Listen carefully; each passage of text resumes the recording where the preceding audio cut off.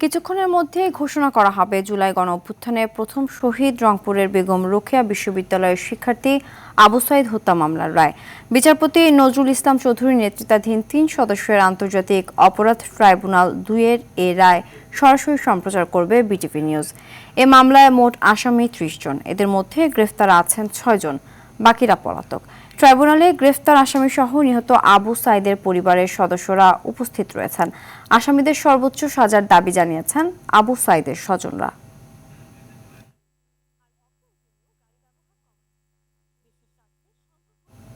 দর্শক, এই মুহূর্তে আন্তর্জাতিক অপরাধ ট্রাইব্যুনালে রয়েছেন সহকর্মী জিএম মাহমুদ, সরাসরি যুক্ত হচ্ছেন তিনি।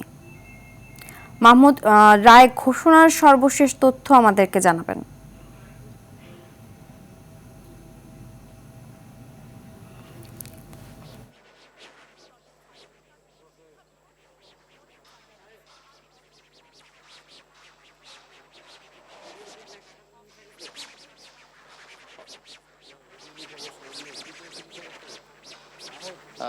সিনথিয়া, কিছুক্ষণ পরেই কিন্তু রায় ঘোষণা করা হবে এবং এজলাস কিন্তু প্রস্তুত রয়েছে, আমরা এমনটি দেখেছি। এবং কিছুক্ষণ আগেই এই মামলার গ্রেপ্তার ৬ আসামি তাদেরকে কিন্তু এজলাসে ওঠানো হয়েছে।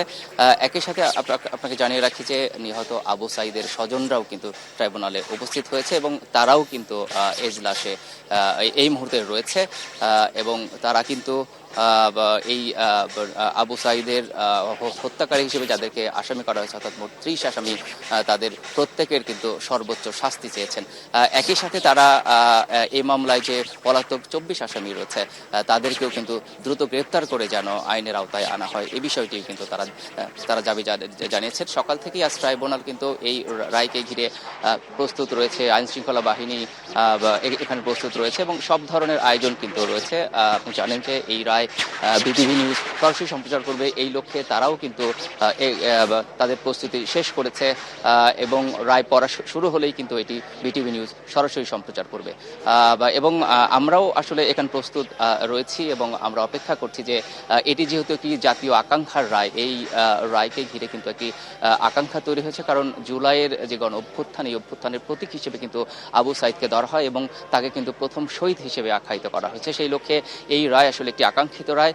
আমরা হয়তো কিছুক্ষণ পরে অথবা হয়তো পরবর্তী সংবাদের মাধ্যমে সংবাদে আপনাকে জানাতে পারবো যে এই রায়ে আসলে আসামিদের কি সাজা এলো কিংবা আদালত থেকে কি নির্দেশনা এসেছে। আমরা প্রস্তুত রয়েছি, আমরা হয়তো পরবর্তী সংবাদেই এই বিষয়ে বিস্তারিত তথ্য আপনাকে জানাবো। তো আপাতত আবু সাইদ হত্যা মামলার রায়কে ঘিরে যে তথ্য আমার কাছে রয়েছিল সেটি আপনাকে জানাতে চেষ্টা করলাম। সিনথিয়া, ধন্যবাদ।